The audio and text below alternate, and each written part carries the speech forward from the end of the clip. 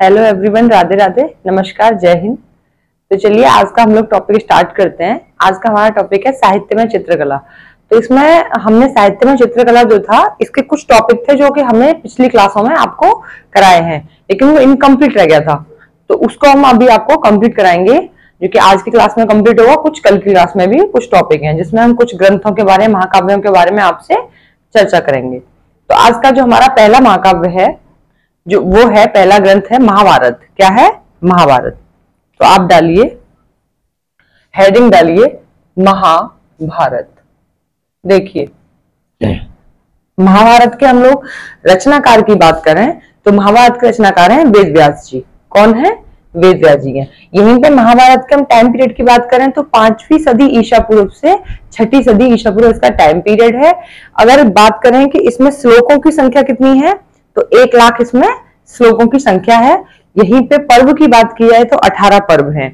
साथ ही महाभारत को अन्य नामों से भी जाना जाता है, जैसे कि जय संहिता, भारत, महाभारत, इसके अन्य नाम ये भी हैं। और इसमें उषा अनिरुद्ध की कहानी भी है। तो इसे नोट कीजिए कि महाभारत के रचनाकार कौन है। रचनाकार हैं इसके वेद व्यास जी। वेद व्यास।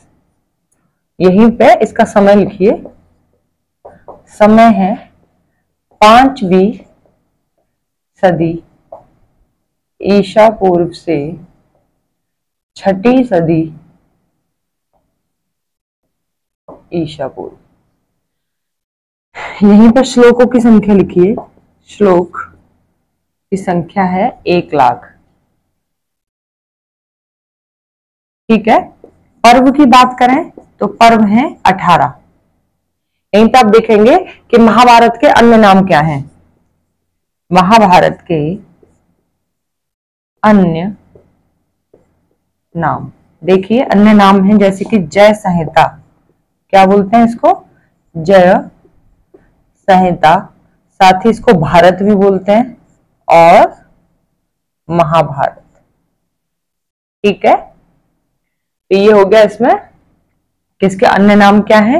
यहीं पे आप नोट करेंगे इसमें महाभारत में कि यहाँ पर रूप भेदों की संख्या भी बताई गई है। कल आज चर्चा की गई है, 19 बताई गई है रूप भेदों की संख्या। देखिए, महाभारत में रूप भेदों की संख्या कितनी बताई गई है? 19 बताई गई है।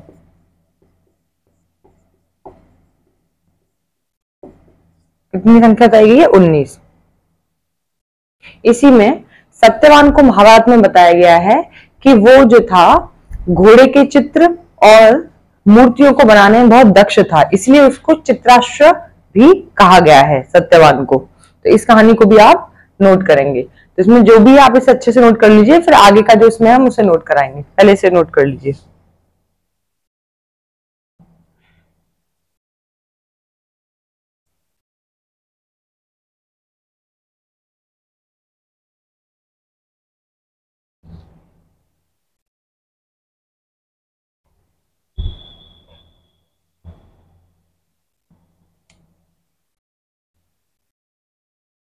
तो हम इसे इरेज कर देते हैं।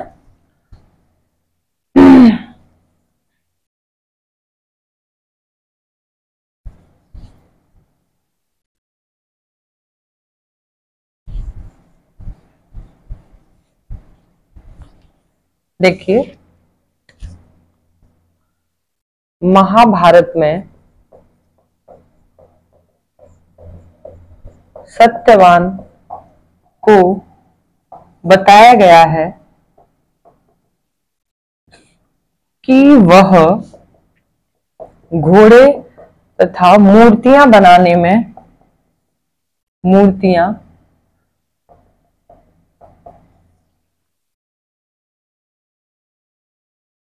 घोड़े तथा मूर्तियां बनाने में दक्ष था। दक्ष मतलब माहिर था। इसीलिए इसका नाम चित्राश्व था। क्या था नाम? चित्राश्व।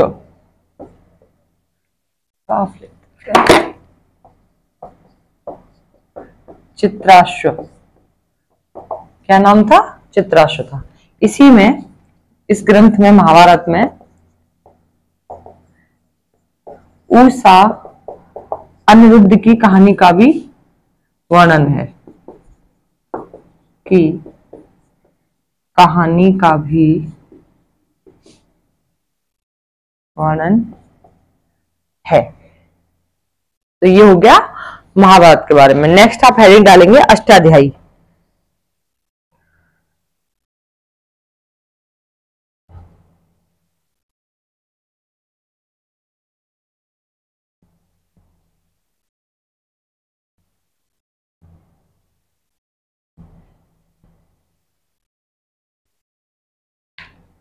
हेडिंग डालिए अष्टाध्यायी।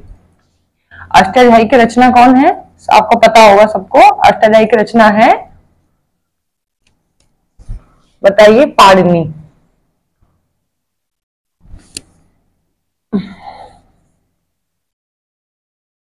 हेडिंग डालिए अष्टाध्यायी।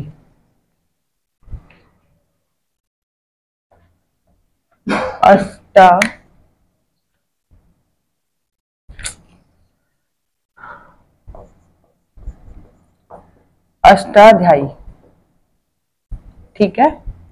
तो बात करें इसके रचनाकार की।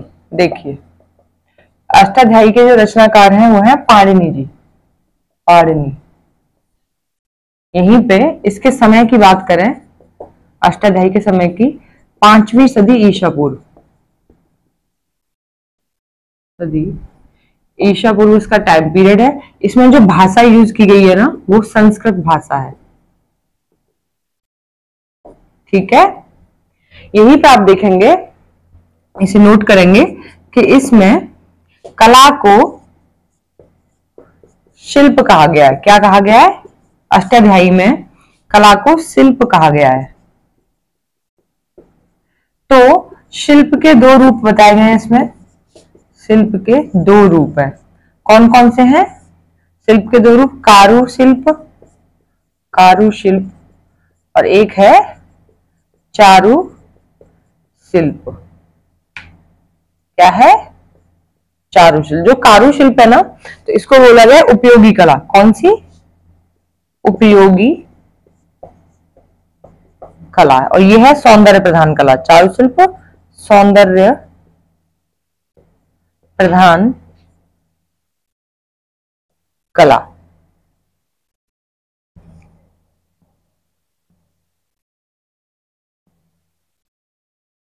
देखिए, इसी ग्रंथ में, इसी ग्रंथ में पशु पक्षी नदी पर्वत, पशु पक्षी नदी पर्वत और पुष्प लता आदि के सांकेतिक, आदि के सांकेतिक लक्षणों की चर्चा करते हुए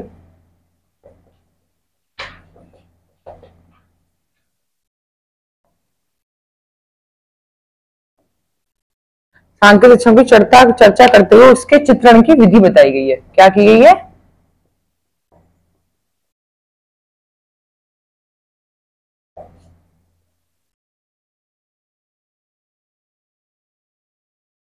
विधि बताई गई है। देखिए, इसमें क्या पूछ लिया था एग्जाम में? एक को पूछ लिया था अष्टाध्यायी के रचनाकार के बारे में पूछ लिया जाता है, जो कि पाणिनि है। साथ ही इसमें संस्कृत भाषा है।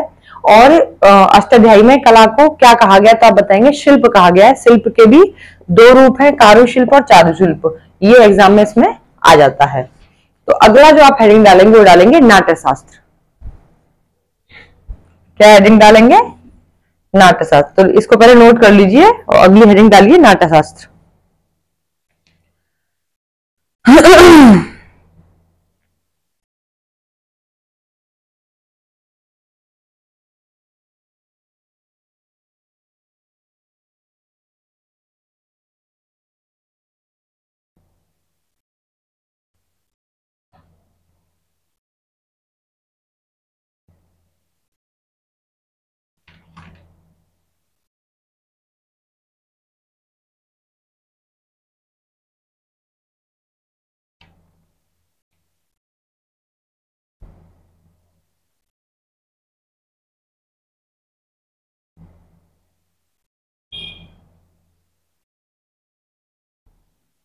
देखिए अगली हेडिंग डालिए नाट्यशास्त्र। नाट्यशास्त्र के रचनाकार कौन है? इसके रचनाकार है भरत मुनि जी। और बात करें इसके टाइम पीरियड की, तो जो इसका टाइम पीरियड है वो है प्रथम सदी ईसा पूर्व। क्या है? प्रथम सदी।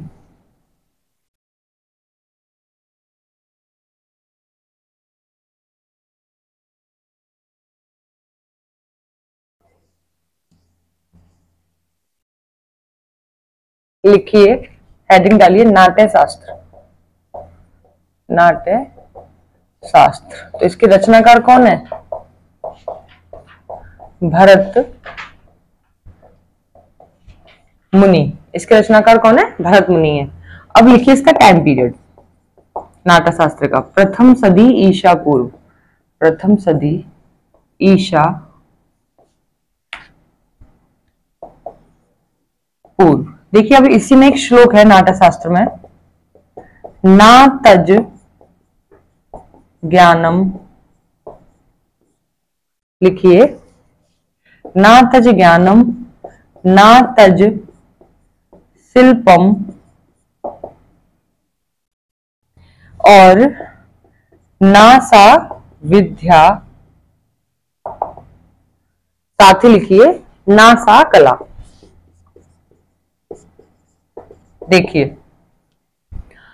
नाट्यशास्त्र में जो श्लोक है, ना तज ज्ञानम, ना तज शिल्पम, ना सा विद्या, ना सा कला। अर्थात ऐसा कोई ज्ञान नहीं, ऐसा कोई शिल्प नहीं है और ऐसी कोई विद्या नहीं है जो कला ना हो। क्या है इसका अर्थ? कि ऐसा कोई ज्ञान नहीं, ऐसा कोई शिल्प नहीं और ऐसी कोई विद्या नहीं जो कि कला ना हो। तो ये किसमें बताया गया इस ग्रंथ के बारे में? नाट्यशास्त्र में। ये एग्जाम में पूछ लिया जाता है। एक तो रचनाकार के बारे में पूछ लिया जाता है इसमें, साथ ही श्लोक के बारे में पूछ लिया जाता है कि ये जो श्लोक है ये किस ग्रंथ से लिया गया, तो आप बताएंगे नाट्यशास्त्र से। ठीक है, ये श्लोक जो है नाट्यशास्त्र से है। इसका अर्थ भी लिख लीजिए आप। इस श्लोक का अर्थ है कि ऐसा कोई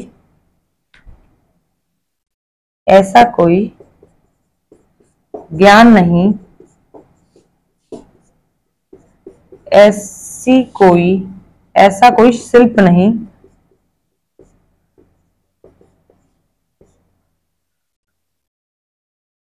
ऐसा कोई ज्ञान नहीं, ऐसा कोई शिल्प नहीं और ऐसी कोई विद्या नहीं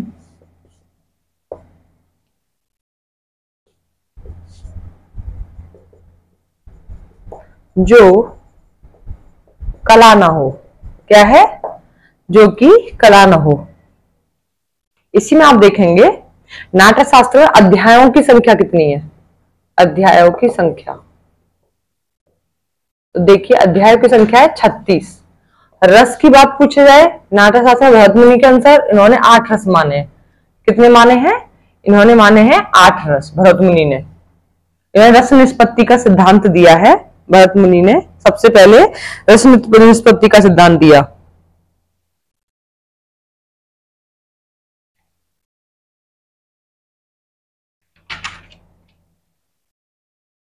और देखिए इसी में ये जो भरत मुनि है ना, ये भारत के पहले सौंदर्य शास्त्री थे।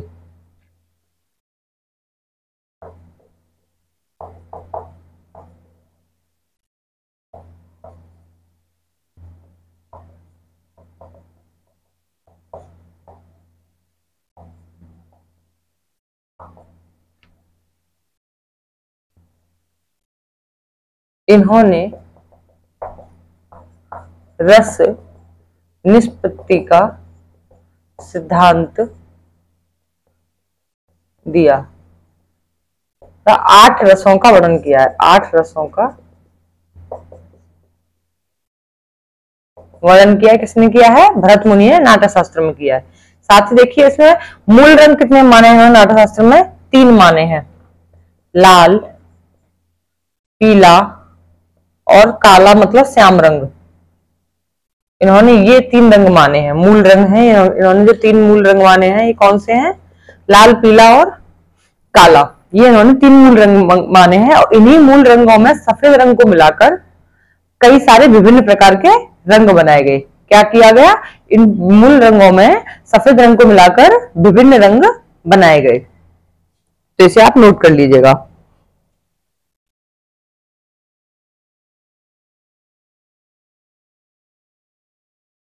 ठीक है, तो कला का जो यथार्थवादी उल्लेख हुआ है वो नाट्य शास्त्र में हुआ है सबसे पहले। तो ये हो गया नाट्य शास्त्र के बारे में, जिसमें सबसे ज्यादा जो पूछा जाता है ना, एक तो पूछ लिया जाता है भरत मुनि के बारे में कि नाट्य शास्त्र के रचनाकार कौन है। एक श्लोक के बारे में पूछ लिया जाता है, ये श्लोक किससे लिया गया है, नाट्य शास्त्र से लिया गया है।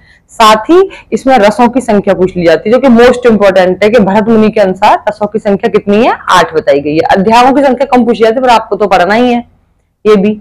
ठीक है, तो ये है इसमें। और भरत मुनि को बताया जा सकता है कि पहले सौंदर्य शास्त्री थे। तो ये इसके इंपॉर्टेंट क्वेश्चन हुए।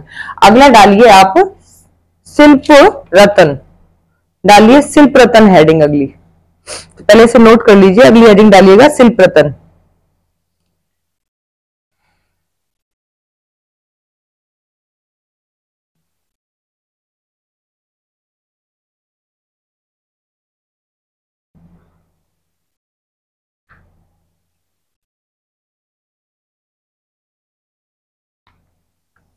चलिए हेडिंग डालिए शिल्प रतन।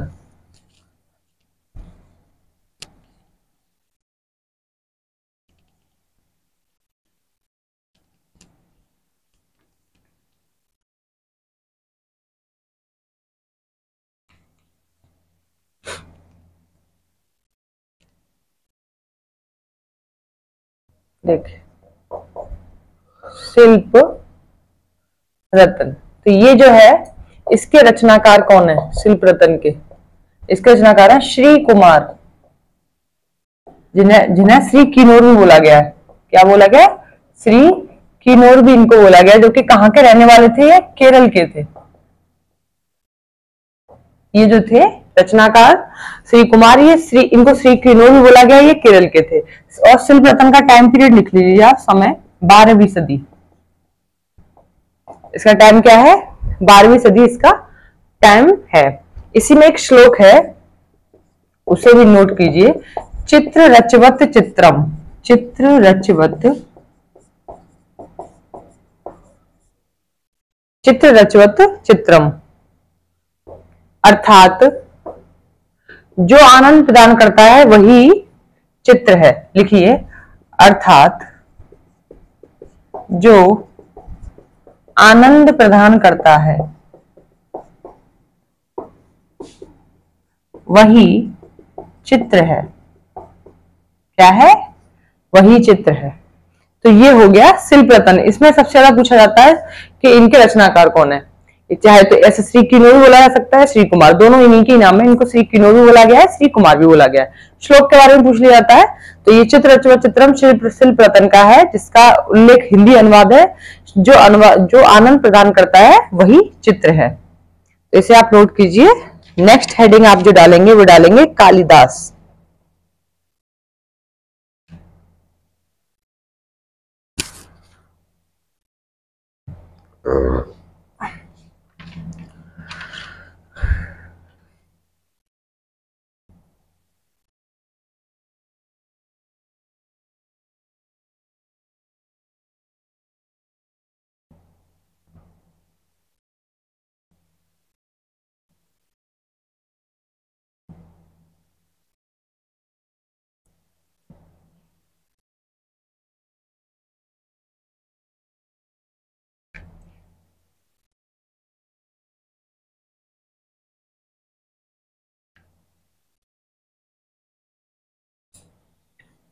चलिए, तो नेक्स्ट हेडिंग डालिए कालिदास।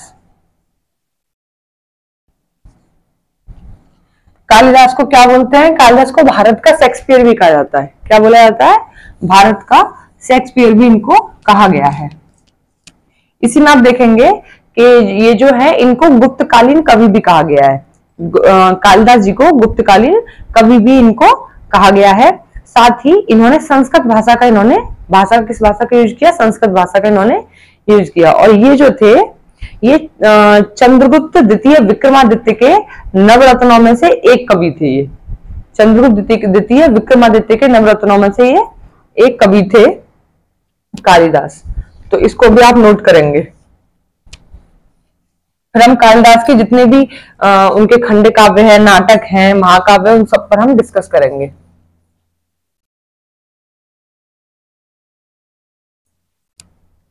तो हेडिंग डालिए कालिदास।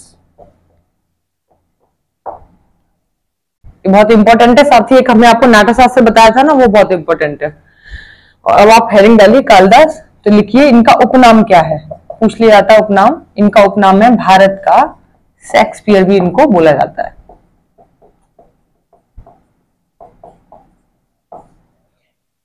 भाषा इन्होंने कैसी यूज की, संस्कृत, ठीक है। और इनको गुप्तकालीन कवि भी बोला गया है।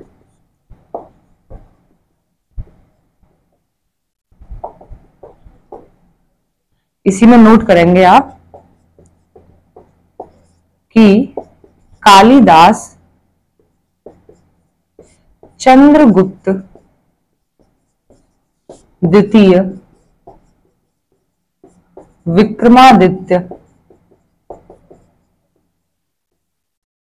विक्रमादित्य के दरबारी नवरत्नों में से एक थे।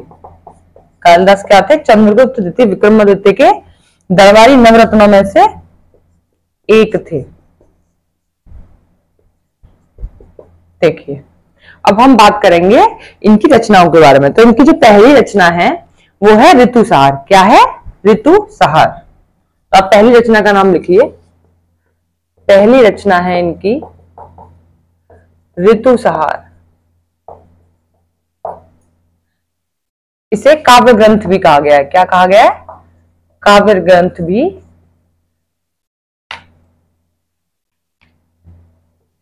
कहा गया है। और ऋतुसार में 6 ऋतुओं के बारे में वर्णन किया गया है, जिसमें जिक्र है 6 ऋतुओं का। लिखिए इसमें 6 ऋतुओं का वर्णन है। देखिए 6 ऋतुएं कौन कौन सी हैं वो। तो पहली ऋतु आप डालेंगे वर्षा ऋतु, फिर डालिए शरद ऋतु,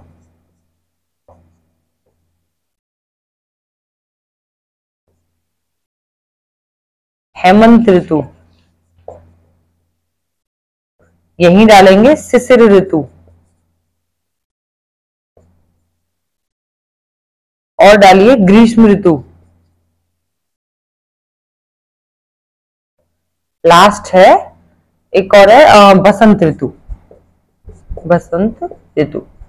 तो इन 6 ऋतुओं का इसमें वर्णन किया गया है। ग्रीष्म ऋतु, वर्षा ऋतु, शरद ऋतु, शिशिर ऋतु, बसंत ऋतु और हेमंत ऋतु, इन 6 ऋतुओं का इसमें वर्णन है। ये इनकी पहली रचना है और इसे काव्य ग्रंथ भी इसको कहा गया है। इसमें 6 ऋतुओं का वर्णन है जो ऋतुसंहार है। और इसी में आप देखेंगे इनको भारत का शेक्सपियर कहा गया है। इसमें से क्वेश्चन काफी बनेंगे। साथ ही इनको गुप्तकालीन कवि भी कहा गया है।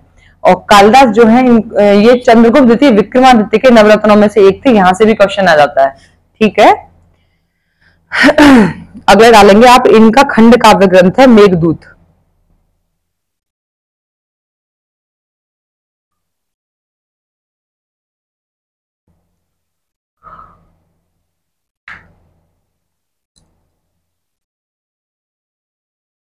इसे नोट कीजिए। अगला फिर आप डालेंगे मेघदूत।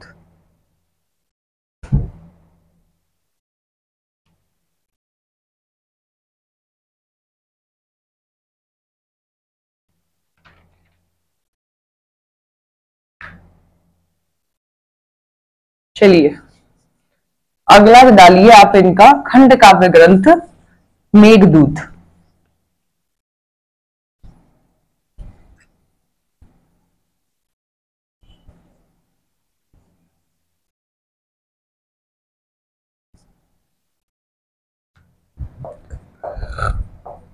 मेघदूत ये क्या है, एक खंड काव्य ग्रंथ है।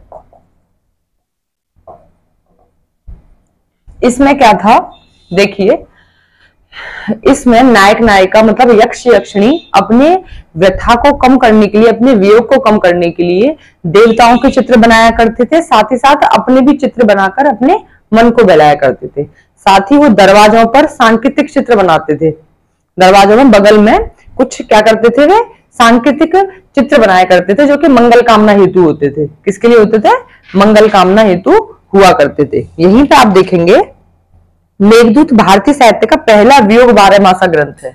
क्या है? पहला वियोग 12 मासा ग्रंथ है। तो आप लिखिए मेघदूत भारतीय साहित्य का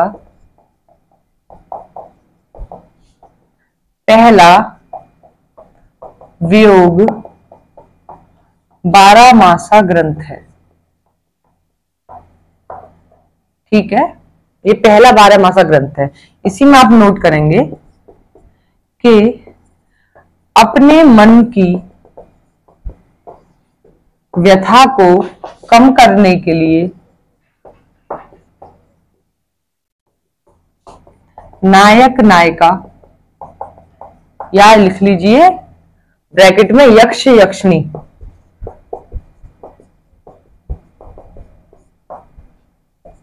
देवताओं के चित्र बनाया करते थे।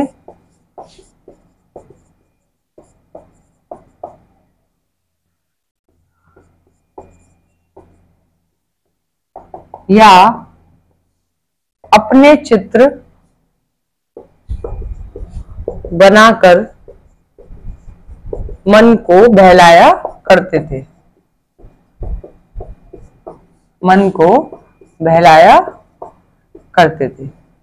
साथ ही इसमें आप देखेंगे कि ये लोग क्या करते थे कि मंगल कामना हेतु दरवाजे के बगल में, जैसे ये डोर होता है ना, उसके दोनों साइड में मंगल कामना सांकेतिक चित्र बनाकर उनको बनाया करते थे। लिखिए मंगल कामना हेतु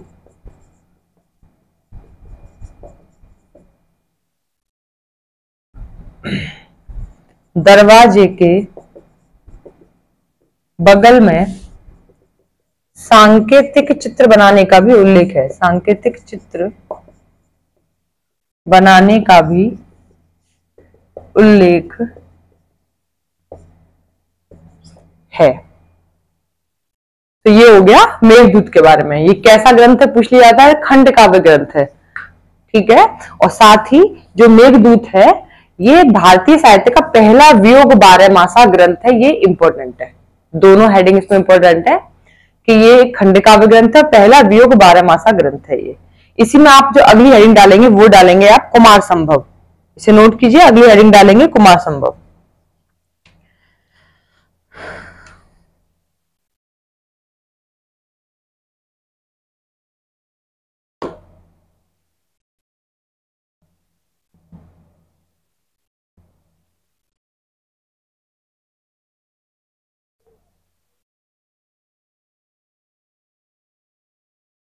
चलिए अगली हेडिंग डालिए कुमार संभव।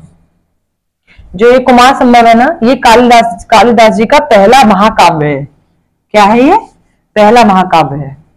इसमें अगर बात करें हम, सर्गों की संख्या कितनी बताई गई है? 17। और इसी में एक कहानी है कुमार संभव में कि शिव पार्वती जी के जो बड़े पुत्र थे कार्तिकेय जी के जन्म की कहानी है। इसमें कुमार संभव में किसकी कहानी है? शिव पार्वती जी के बड़े पुत्र कार्तिकेय जी की जन्म की इसमें कहानी है कुमार संभव में।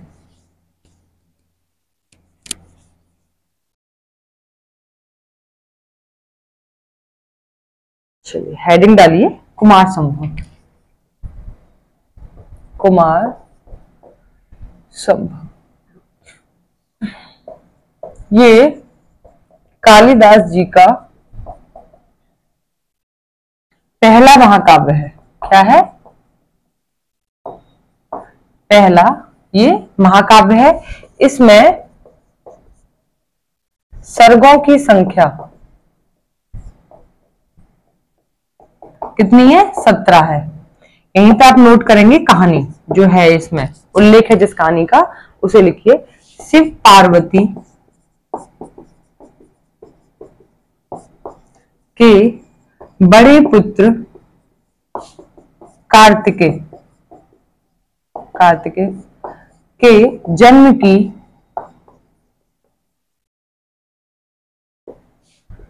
कहानी का उल्लेख है। तो ये हो गया कुमार संभव के बारे में। अगली हेडिंग आप डालेंगे रघुवंश। इसे आप नोट कीजिए।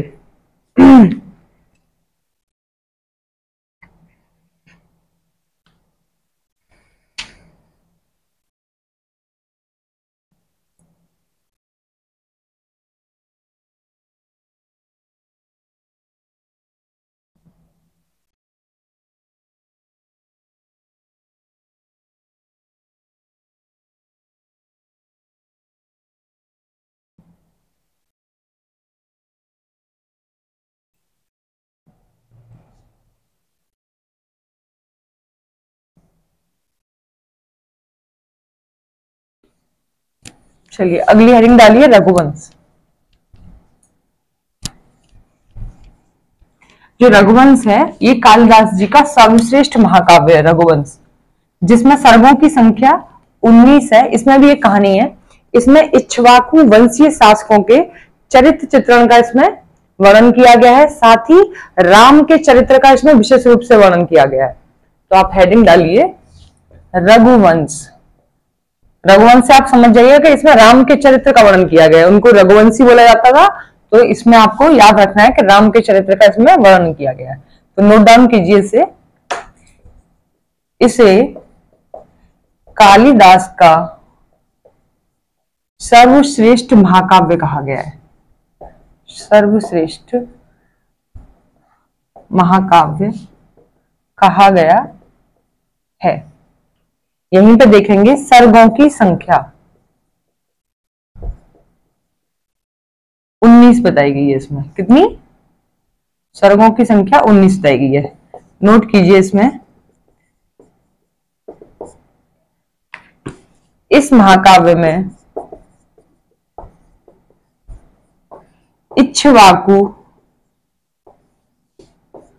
इक्ष्वाकु वंशीय शासकों के चरित्र, इक्ष्वाकु वंश के शासकों के चरित्र का चित्रण किया गया है। इक्ष्वाकु शासकों के चरित्र का चित्रण किया गया है, साथ ही राम के चरित्र का भी चित्रण किया गया। राम के चरित्र का भी चित्रण किया गया है। और रघुवंश में पहली बार ही ललित कला शब्द का भी उल्लेख हुआ। लिखिए रघुवंश में पहली बार ललित कला शब्द का उल्लेख भी हुआ है। उल्लेख भी हुआ है। तो ये हो गया रघुवंश महाकाव्य के बारे में। हमने आपको बताया कि कालिदास जी का सर्वश्रेष्ठ महाकाव्य है। देखिए कुमार संभव भी एक महाकाव्य है। कैसे क्वेश्चन बनते हैं इसमें से पूछा जा सकता है ये खंड काव्य है या ये नाटक है, ये क्या है, ऐसे क्वेश्चन बन जाते हैं। तो आप बताएंगे जैसे कुमार संभव हमने आपको बताया जिसमें कार्तिकेय जी के जन्म की कहानी है, साथ ही रघुवंश भी एक महाकाव्य है और कुमार संभव भी महाकाव्य है। सर्गों की संख्या पूछ ली जाती है इनमें, और इसी में राम के चरित्र का विशेष रूप से चित्रण किया गया। ये क्वेश्चन इसमें से बन सकते हैं, तो इसे आप नोट कीजिए। अगली हेडिंग डालेंगे आप मालविकाग्नि मित्रम।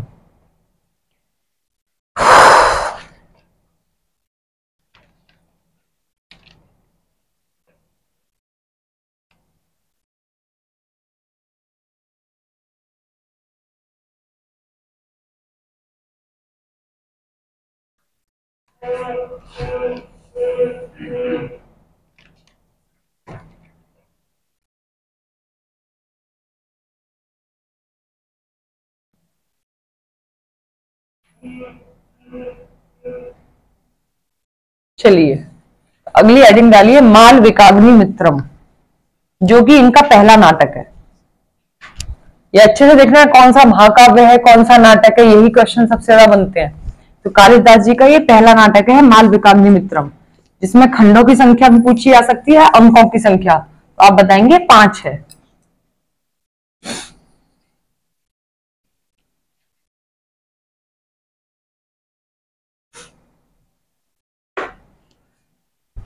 डालिए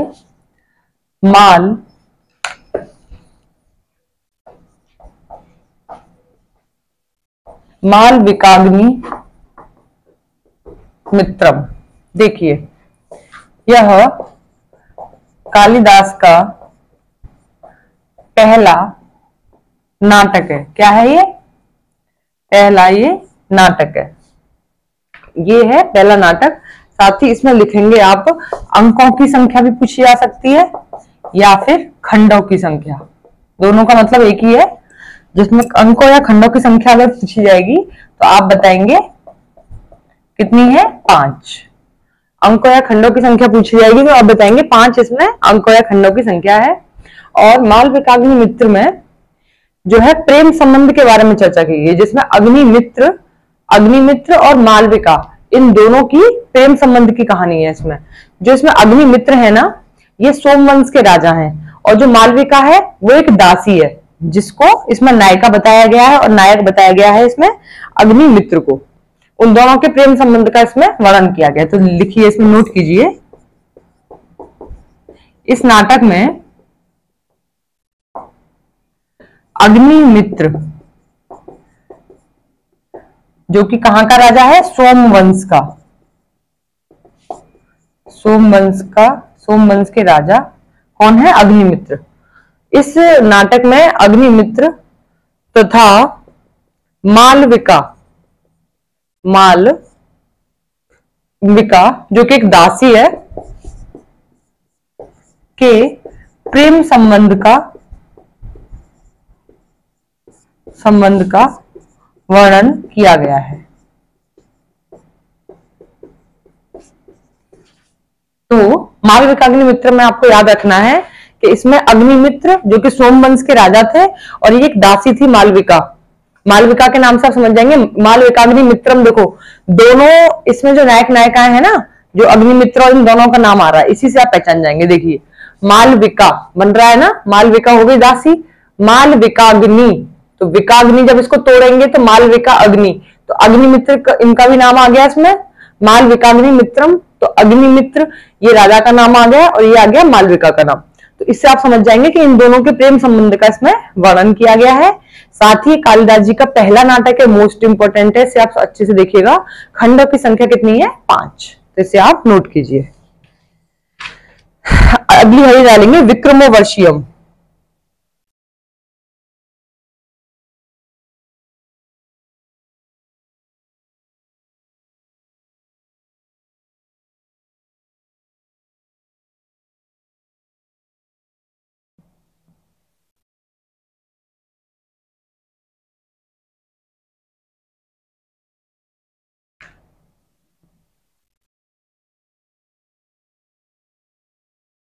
चलिए, तो अगली हेडिंग डालिए विक्रमोर्वशीयम।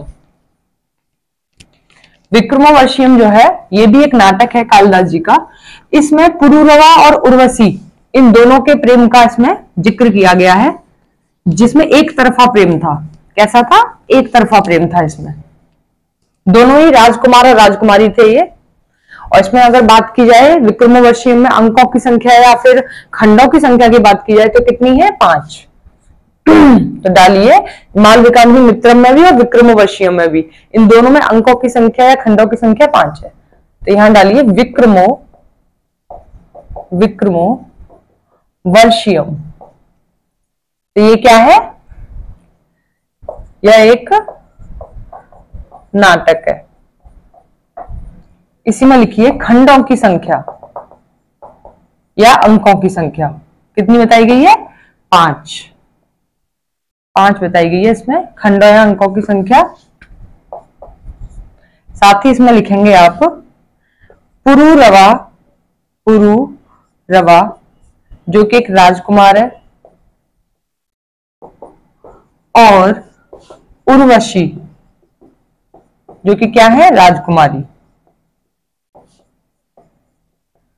के एक तरफा प्रेम संबंध का वर्णन किया गया है। अब देखिए इसे कैसे पहचान करेंगे आप कि इसमें किसका प्रेम संबंध का है। देखिए इसको, नाम को देखिए आप, विक्रमोर्वशीयम। तो वर्षियम, तो इसमें उर्वशी का नाम आ रहा है ना, इसमें उ इसमें साइलेंट है, तो वर्षी, उर्वशी जी इसमें इससे आप समझ जाएंगे कि उर्वशी का नाम आ रहा है इसमें। पुरूरवा और उर्वशी इनके एक तरफा प्रेम का इसमें वर्णन किया गया है, और यह एक नाटक है। और खंडों की संख्या इसमें कितनी है? 5 है। लास्ट अब आपका बचा है अभिज्ञान शाकुंतलम। लास्ट हेडिंग है अभिज्ञान शाकुंतलम।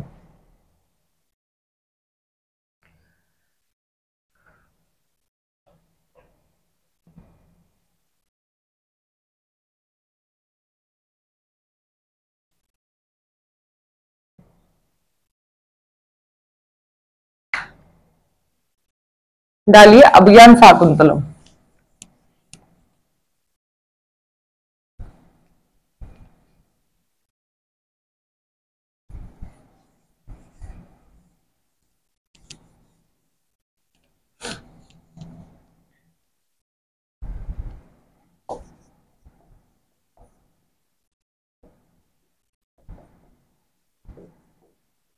शाकुंतलम, देखिए अभिज्ञान शाकुंतलम जो है कालिदास की जितनी भी रचनाएं हैं उनमें सबसे सर्वश्रेष्ठ रचना है अभिज्ञान शाकुंतलम, जिसमें खंडों की संख्या जो बताई गई है वो बताई गई है 7। कितनी बताई गई है? 7 इसमें खंडों की संख्या बताई गई है। तो इसे लिखिए, खंडों की संख्या अभिज्ञान शाकुंतलम में कितनी बताई है? 7। ये भी एक नाटक है।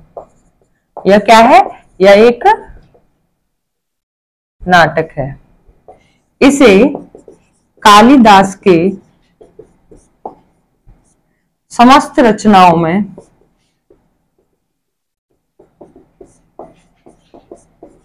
सर्वश्रेष्ठ रचना बताया गया है। ठीक है, देखिए, और इसकी जो कहानी है ना अभिज्ञान शाकुंतलम की, महाभारत के आदि पर्व से ली गई है।